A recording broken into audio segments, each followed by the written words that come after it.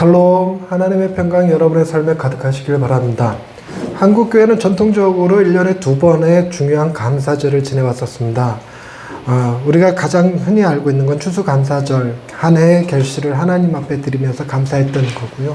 그 중간에 한번 보리추수기에 한번 감사를 했습니다. 그 시기가 오늘입니다. 그래서 소위 맥주절이라고 하는데, 사회의 그 생활 양식이 많이 바뀌면서 이제는 많은 사람들이 보리 수확하는 시기의 교회들이 아니고 다 직장 생활하면서 월급 받아서 사는 거니까 맥주절을 지키지 않는 교회들이 많기는 합니다만, 그래도 우리의 마음에 반년 동안 하나님이 우리를 지키시고 돌보신 것에 대한 감사의 마음은 좀 가지고 살아가면 참 좋겠다는 생각을 갖습니다.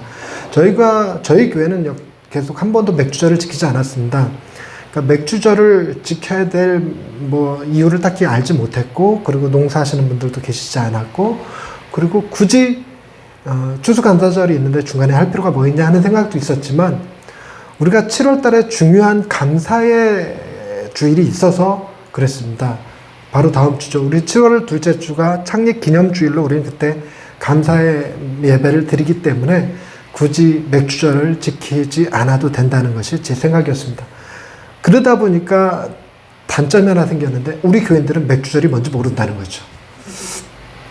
그러니까 일종의 이제 신앙생활을 어릴 적부터 오래 하신 분들은 맥주절을 이렇게 늘 절기처럼 성탄절과 같이 지켜왔기 때문에 알지만, 저희 교회에서 신앙생활을 시작하신 분들이라면 모를 수도 있겠다는 생각에 오늘은 상식적으로 한번 언급해드리고 넘어가도록 하겠습니다. 맥주절, 그러니까 보리 추수하는 건데, 원래는 이제 미래 수확을 하는 이스라엘의 구약의 율법에 따른 거였습니다. 그 구약의 율법에 6월절, 7.7절, 초막절을 지키는데, 그 7.7절이 미래 수확과 관련되었고, 그리고 그것이 하나님께 드리는 감사제와 관련되었기 때문에 시기적으로 약간 안 맞아요. 미래 수확 시기는 6월 초고, 우리나라는 밀 수확하는 사람이 별로 많지 않기 때문에 한 달 뒤인 7월에 보리 수확하는 시기에 맞춰서 이름도 맥주절이라는 말로 바꿔서 이렇게 지키는 것이 현대 한국교회의 맥주절입니다. 세계교회가 맥주절을 지키는 건 아니에요. 조금 다릅니다. 그러니까 각 나라의 절기, 수확기에 따라서 조금씩 바뀌는 것 같아요. 오늘 말씀은 지난주의 말씀에 이어서 하나님의 돌보심 2가 될 것입니다. 지난주에 제가 서론만 말씀드리고 끝났는데요. 보통 리스크 관리를 어떻게 할 것인가, 리스크에 대해서 분석도 하고, 그리고 계획도 세우고 우선순위도 정해야 되는데, 그 중에 하나가 배정하기가 있다고 말씀드렸어요. 그래서 리스크를 관리할 담당자가 있으면 리스크가 있어도 시도해 볼 만한 프로젝트다, 이렇게 되는데, 리스크를 담당하는 사람이 굉장히 탁월한 사람이라면 얼마나 담대함이 생길까요? 좀 문제가 생겨도 그분이 해주실 거야 라는 생각이 든단 말이죠. 그런 리스크 담당자가 우리 회장님이시다 이러면 더 신나게 일을 할 수 있을 것 같고요.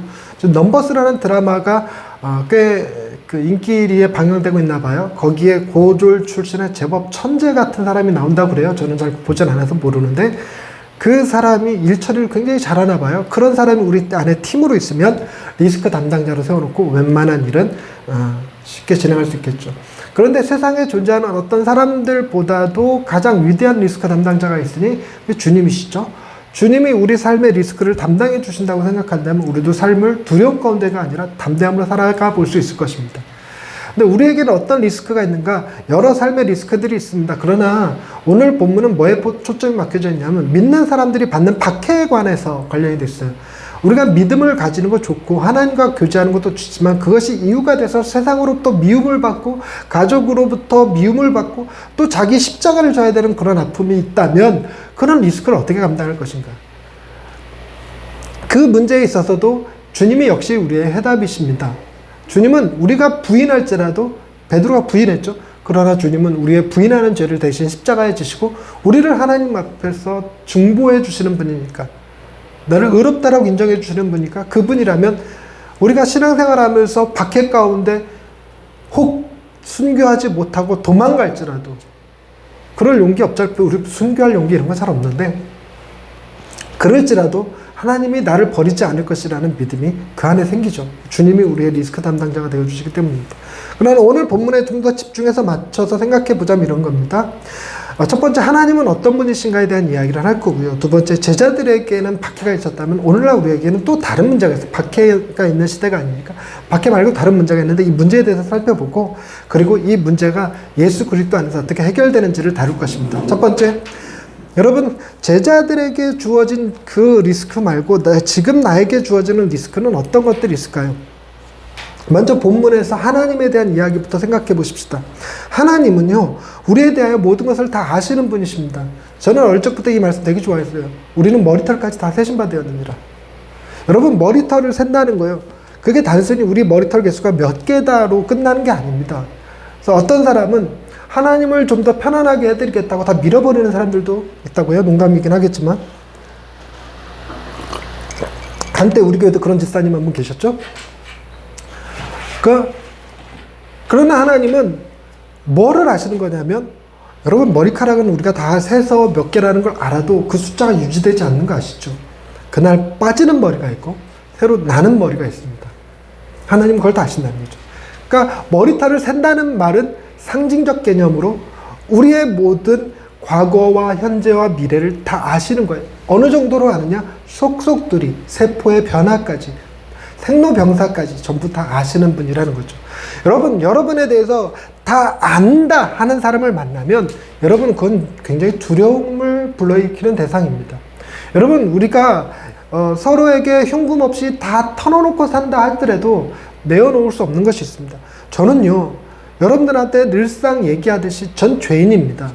그리고 목사님들한테 강의할 때도 자주 쓰는 말이지만, 저는 제가 생각했던 것보다 더 큰 죄인이라는 걸 날마다 느끼고 굉장히 내가 탐심에 사로잡힌 우상숭배자다라는 생각을 갖습니다.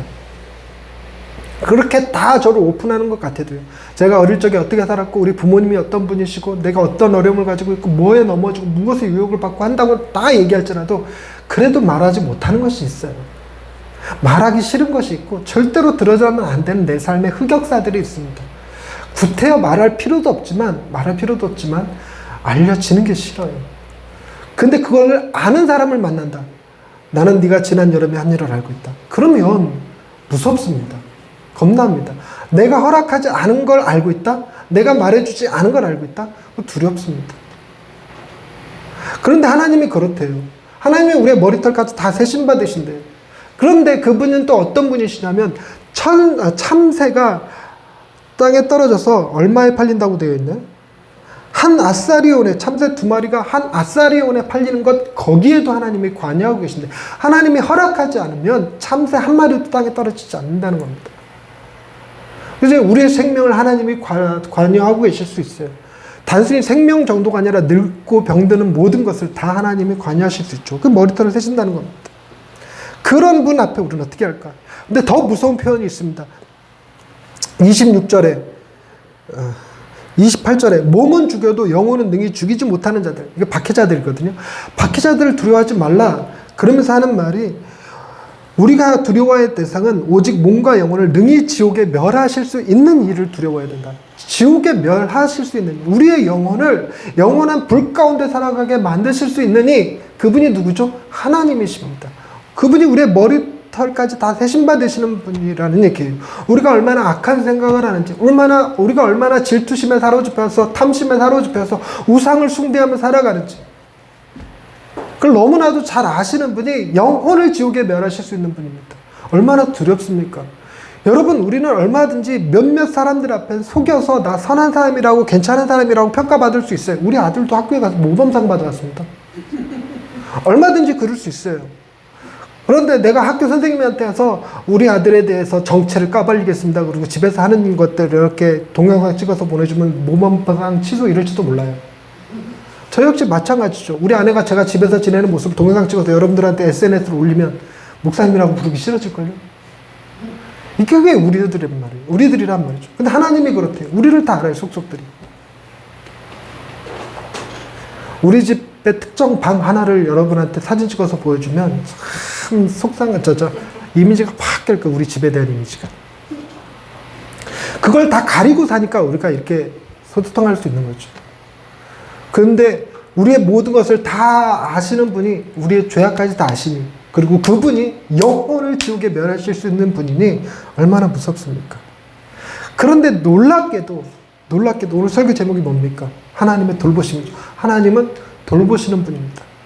여러분, 몸은 죽여도 영혼은 능히 죽이지 못하는 자들을 두려워하지 말고 몸과 영혼을 지옥에 멸하실 수 있는 일을 두려워하라 말씀하셨던 주님이 반대로 또 두려워하지 말라는 말씀도 하십니다. 몇 절입니까? 두려워하지 말라. 31절 말씀. 두려워하지 말라. 너희는 많은 참새보다 귀하니라. 여러분, 문제가 있고 잘못이 있는데도 불구하고 그의 문제와 잘못을 끌어안고 살아가느니 우리 아들, 딸들을 그 허물에도 불구하고 사랑할 수 있느니 접니다. 저들의 허물을 덮어주고 지금 설교 시간에 다 까발려놓고 뭘 덮어준다 그래. 이런 속으로 그럴 수 있는데 아니 사랑해. 세상 사람들 다 니들 버려도 나는 사랑해. 이게 전제로 깔려야 되죠.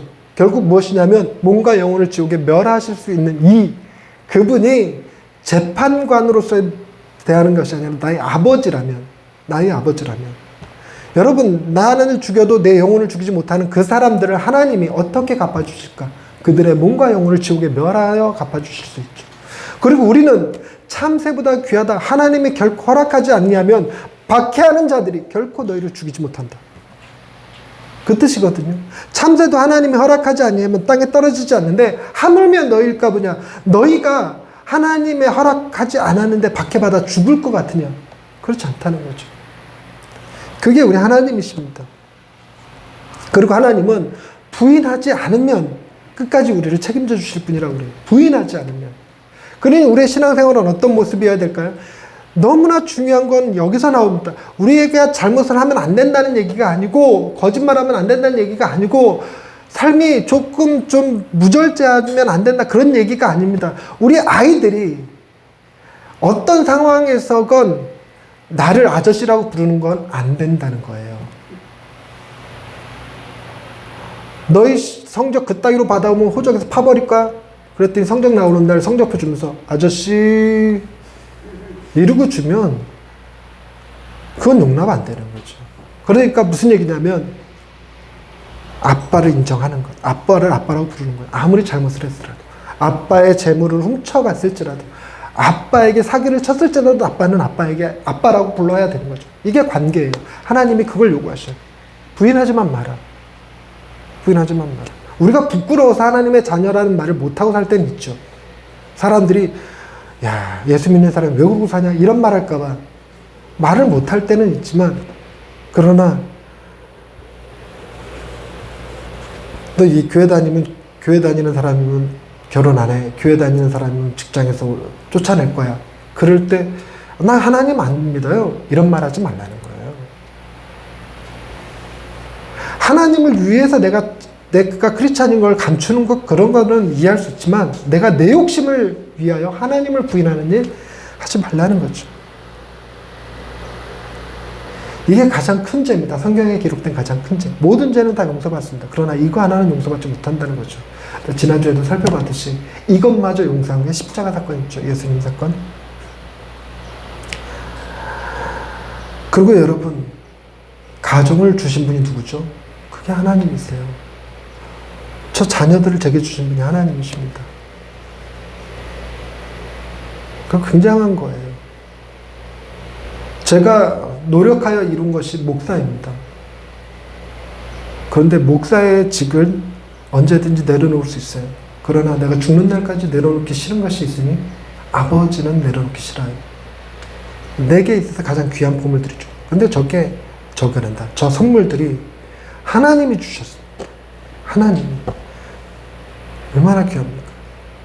저 아이들을 바라볼 때마다 저 아이들이 이 세상에 존재할 수 있도록 10달 동안 몸 아파, 배 아파하며 낳아서 키워준 애들의 엄마. 그것만으로도 굉장히 귀하죠. 이건 아부성 발언이었습니다. 근데 그 아내를 하나님이 주셨어요. 그 가정을 하나님이 주셨습니다. 가정. 굉장히 귀한 거죠. 그러니 주신 이가 뭐 할 수도 있다고 고백해야 되냐면 도로 빼앗아가실 수도 있어요. 그러니 화평이 아니라 가족과 불화할지라도 내가 잡아야 될 것은 하나님이 주신 선물을 붙잡는 게 아니라 하나님을 붙잡아야 됩니다. 제가 우리 아이들에게 핸드폰을 선물로 줬어요. 핸드폰 아껴야죠. 근데 핸드폰하고 저하고 물에 빠졌는데 핸드폰 건지러 뛰어드는 애들. 나는 버리고. 그럼 되겠습니까? 시간이 자꾸 흘러가네. 딴 얘기 하고 싶어지네. 우리 딸이 초등학교 때는 아빠가 죽어야지 그랬는데 그 있잖아요. 왜 한 명 죽을래? 여러 명 죽을래? 그래서 아빠 한 명이 죽어서 여러 명이 살 수 있다면 아빠가 죽어야지 그랬었거든요. 근데 이제 철들고 나니까 사람이 아무리 많이 죽어도 아빠가 살아야지 이렇게 얘기합니다. 이제 누가 용돈 주는지를 알아요, 애들이.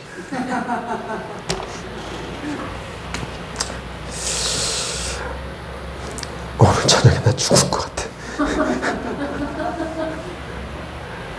그런데 이런 상황에서 하나님을 믿는 것, 이걸 뭐가 문제겠습니까?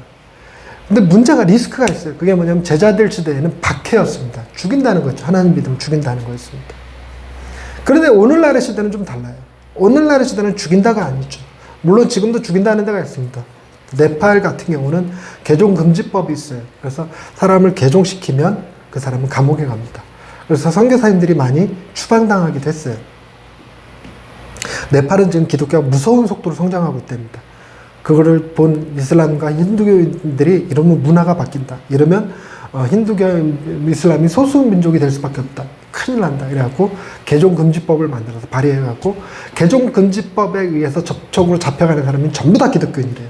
힌두교, 이슬람교 사람들 한 명도 안 잡아간답니다.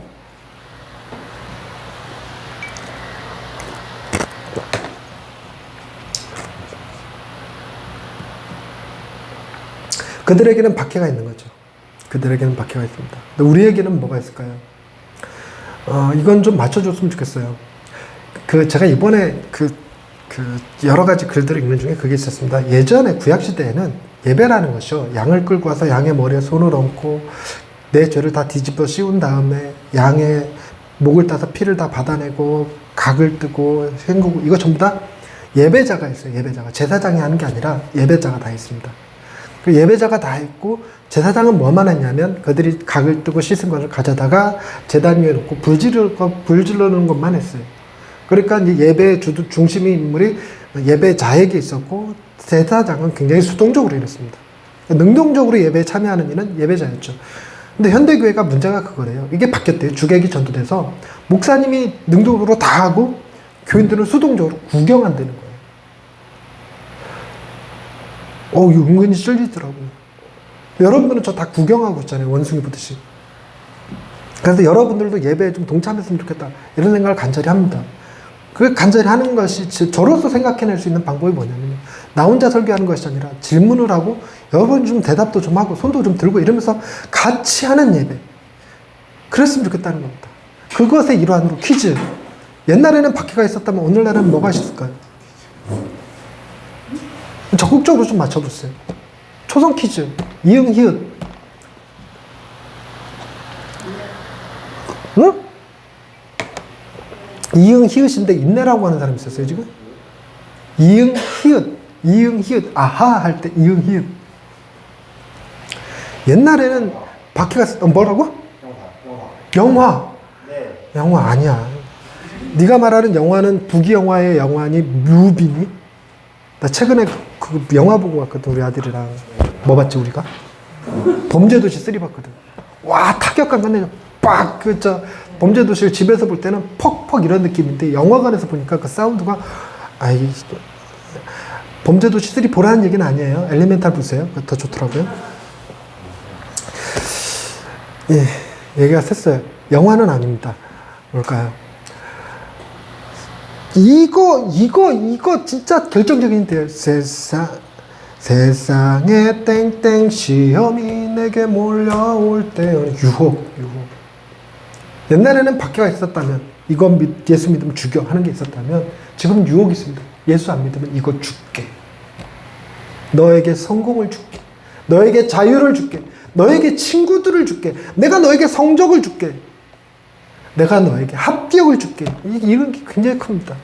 그 오늘날은 우리의 리스크는 뭐냐면 사람들이 끊임없이 우리들에게 유혹합니다. 오늘 교회 안 나가고 출근하면 내가 평일에 월급 2배 줄게.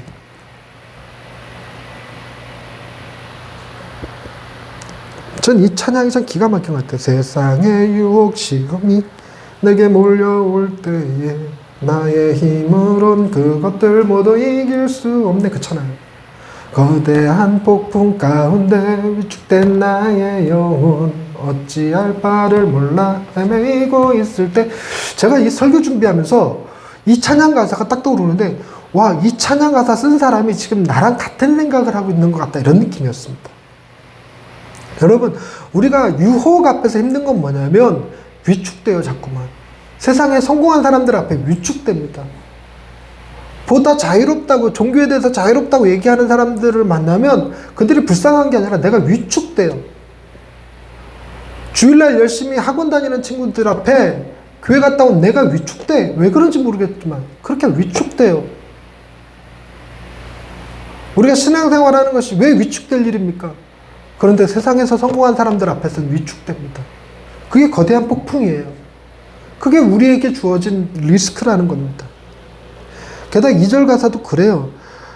거짓과 속임수로 가득 찬 세상에서 어디로 갈지 몰라 머뭇거리고 있습니다. 세상은 거짓과 속임수가 가득합니다. 대표적인 그 광고만 봐도요. 이 핸드폰 가지고 있으면 네가 사람들로부터 인정받을 거야.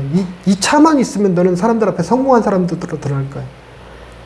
어떻게 지내? 라는 말에 제 차를 보여줬습니다. 삐빅. 옛날에 그랜저가. 그리고 그 신랑 될 사람을, 자기 신랑 될 사람을 집에 데리고 가면서 뭐 푸르지아에 삽니다 이래갖고, 뭐 푸르지아에 안 살면 시집도 못 보내냐 이래갖고 난리가 난 적 있었죠. 그게 다 속임수입니다. 돈이 많으면 행복할 것 같아요. 지금 우리나라 사람들 기독교인이라고 해도 다 속는 게 그거죠. 로또에 당첨되면 난 행복할 거야 이렇게 생각하는 사람들 다 속는 겁니다. 속임수와 거짓으로 이 땅이 가득해요. 그때 우리는 어디로 가야 할까요? 공중의 권세 잡은 자, 지금도 우리들을 실패와 절망으로 넘어뜨리려고 합니다. 우리 삶에 실패도 많고 절망할 일도 정말 많아요. 그런데 그것이 우리를 넘어뜨리라고 하는 공중의 권세 잡은 자라는 걸 모르죠. 오늘 우리가 문제가 있다고 생각하는 거죠. 세 번째입니다. 예수님은 인간의 연약함을 아시죠. 그리고 그 모든 리스크를 십자가에서 해결하십니다. 예수님이 이 땅에 인간의 모습으로 오셨어요. 친히 다 겪으셨습니다. 박해가 뭔지, 유혹이 뭔지, 아픔이 뭔지, 눈물이 뭔지, 배고픔, 피곤함 이런 것들을 다 아시죠. 그래서 우리의 어려움을 체결하시는 하나님이시죠. 그러니 그분이 우리의 모든 리스크를 알아요. 네가 이럴 때 힘들 거 알아. 네가 이럴 때 유혹받을 거 알아. 베드로가 예수님을 부인할 때 예수님이 그 상황을 아시고 문맥을 아시잖아요. 거기서 예수님이 주를 베드로가 예수님을 부인하지 않았으면 베드로 같이 죽는 거였어요. 예수님이 부활하셔서 하신 일이 무엇입니까? 그 베드로에게 회복시켜주러 오시잖아요. 아시는 거예요. 우리의 마음을. 우리의 생각을 너무 잘 아시는 거예요. 그래서 그분이 이 십자가를 지시기 전에 공생애를 시작하면서 제일 먼저 하신 게 무엇입니까? 하나님으로부터 이는 내 사랑하는 아들이 내 기뻐하는 자라는 말씀을 딱 받고 나서 바로 시험 받으러 가시죠. 40일 굶주리고 마귀의 시험을 받습니다. 그런 유혹이요. 돌이 변화에 떡이 되게 하고 싶은 거. 우리의 유혹은 무엇입니까? 돌이 변화에 황금이 되면 얼마나 좋을까? 다이아몬드가 되면 얼마나 좋을까? 우리는 물이 변화에 포도주가 됐다는 그 이야기를 들으면서 그 돌 항아리 우리도 하나씩 있었으면 좋겠다 이 생각하잖아요.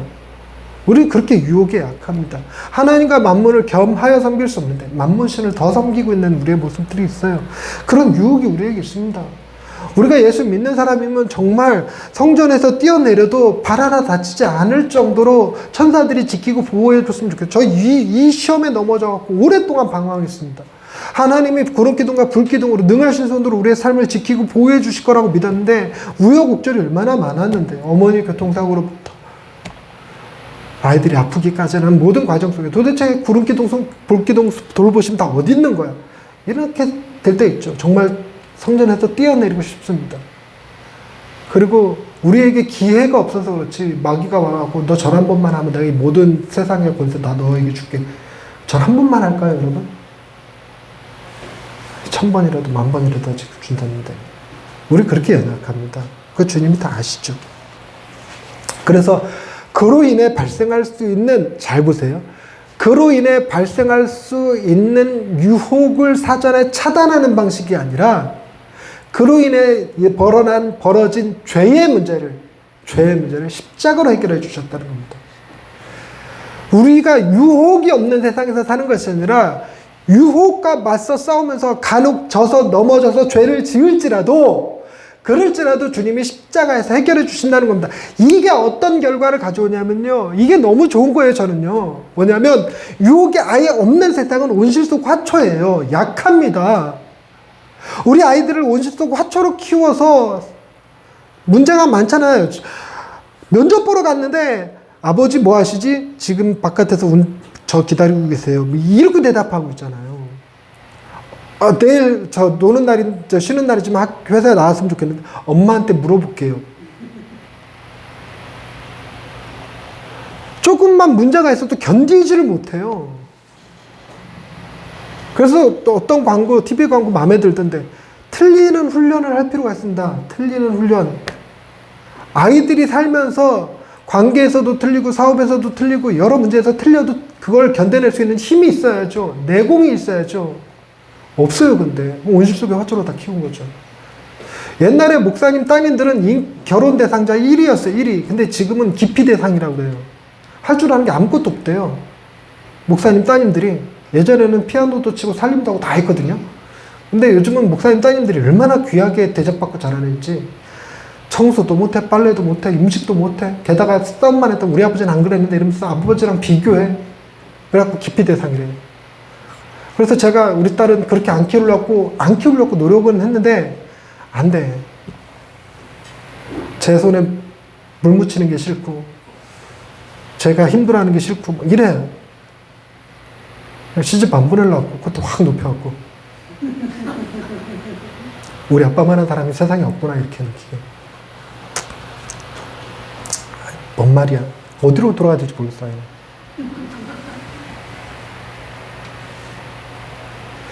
하나님이 온실 속의 화초. 근데 십자가를 지신다는 얘기는 유혹을 차단하는 것이 아니라 에덴 동산에서 뱀을 지워버리는 것이 아니라 선악과를 치워버리는 것이 아니라 뱀의 유혹을 받고 넘어져서 선악과 따먹은 그들의 죄의 문제를 해결해 주시는 방식. 그게 우리를 강하게 한다는 거예요. 그게 우리를 힘있게 합니다. 그런 유혹을 2번, 3번, 4번, 5번 겪다 보면 어느 순간 거절할 힘이 생기게 만드는 것이죠. 그게 죄의 문제를 해결하는 방식입니다.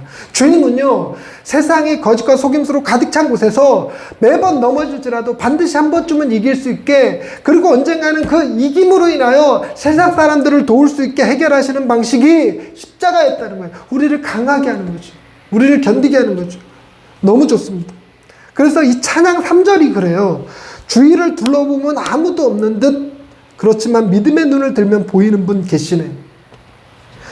지금도 내 안에서 역사하고 계시는 사망과 어둠의 권세 물리치신 예수님. 후렴부는 다 아시죠? 주를 찬양, 손을 들고 찬양. 전쟁은 나에게 속한 것 아니니. 주를 찬양, 손을 들고 찬양. 전쟁은 하나님께 속한 것이니. 뭐가 박자 놓쳤다 지금. 결론입니다. 세상에 유혹이 있어요. 그 리스크 존재합니다. 그거 앞에 하나님의 어미하심을 바라봐도, 하나님의 두려우심을 바라봐도, 그리고 하나님이 내 삶을 책임져 주시겠다고 말씀하셔도 그 모든 것을 잊어버리게 만큼 세상의 유혹은 강력합니다.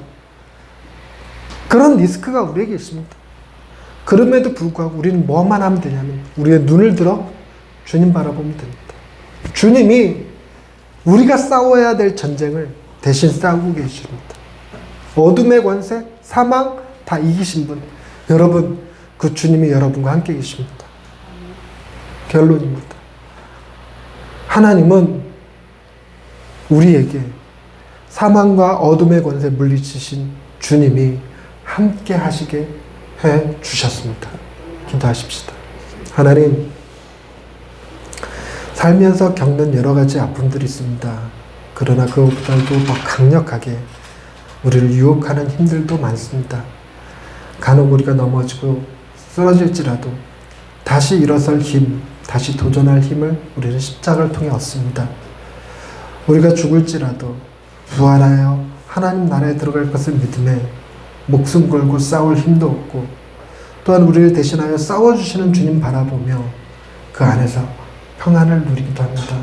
주여, 세상 가운데 넘어질지라도 우리의 눈은 주님 바라보게 하시고 우리를 위하여 싸우시는 주님 바라보며 힘을 얻게 하여 주옵소서. 예수님의 이름으로 기도드립니다. 아멘.